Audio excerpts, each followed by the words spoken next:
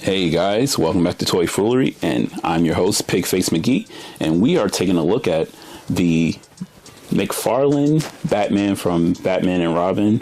This is the Clooney Batman. This is right after Batman Forever.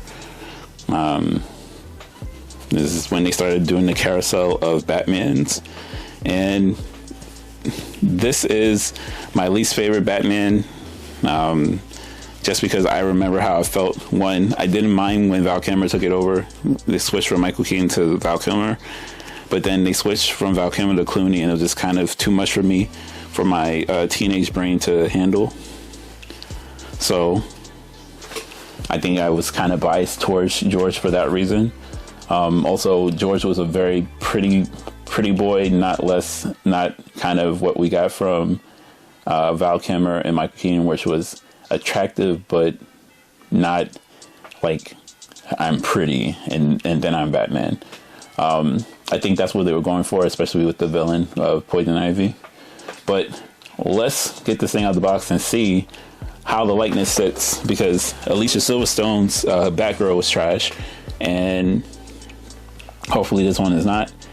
But let's get it out the box and take a close look. But before we do that, let's see if it's better than your mother's. And no, this box is straight dookie butts.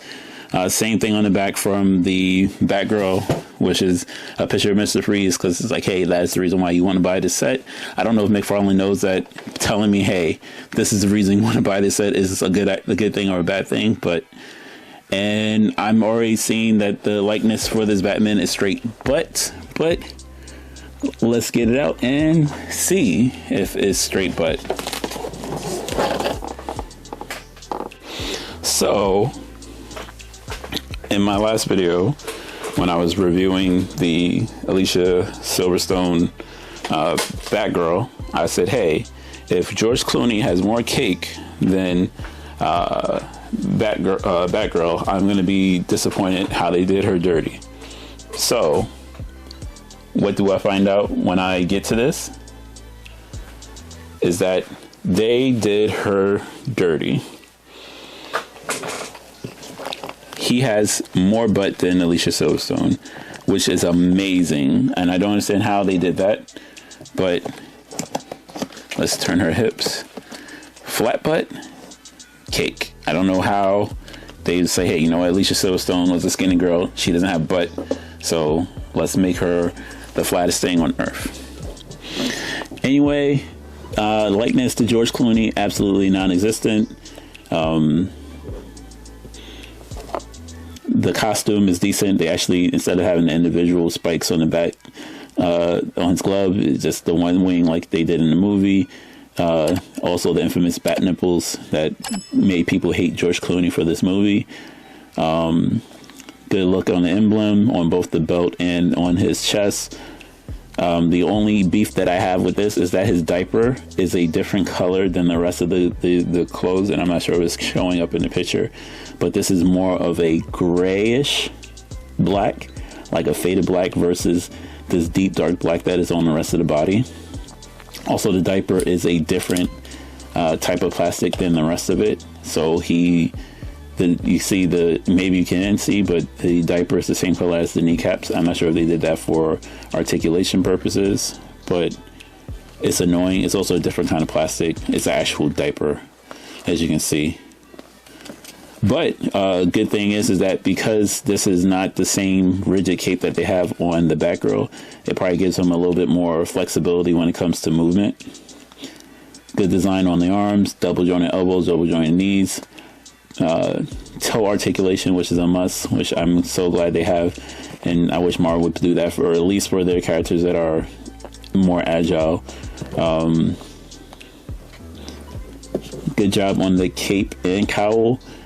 Like I said, my only beef, and this is just maybe a McFarlane thing, is that the face doesn't look anything like George Clooney. They really did even do a good job. If you look at it, he has the black eyeshadow around his eyes.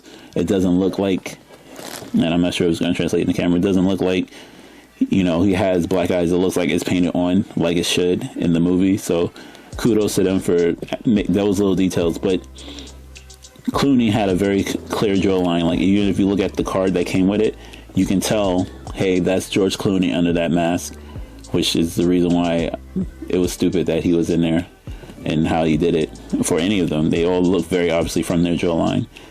But no, I don't see George Clooney's jawline in this. It's a cool Batman figure, and I say if you're a fan of all the Batman movies, if you did not get the box set and you just want to get the individual pieces, I say this is definitely a good addition to your collection.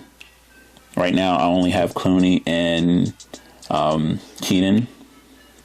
I'm probably going to end up getting Bale and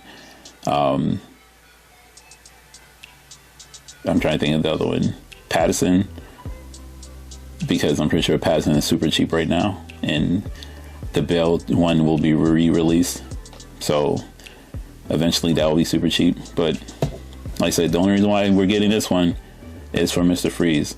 If you can wait for a discount, wait. If you didn't, but if you don't really want Mr. Freeze and you have the other set with the other Batman, don't waste your money on this. This is a wait for a discount, and if you're not a fan, it's a total skip. Anyway, that is it for me. I'll catch you guys in the next video. Bye.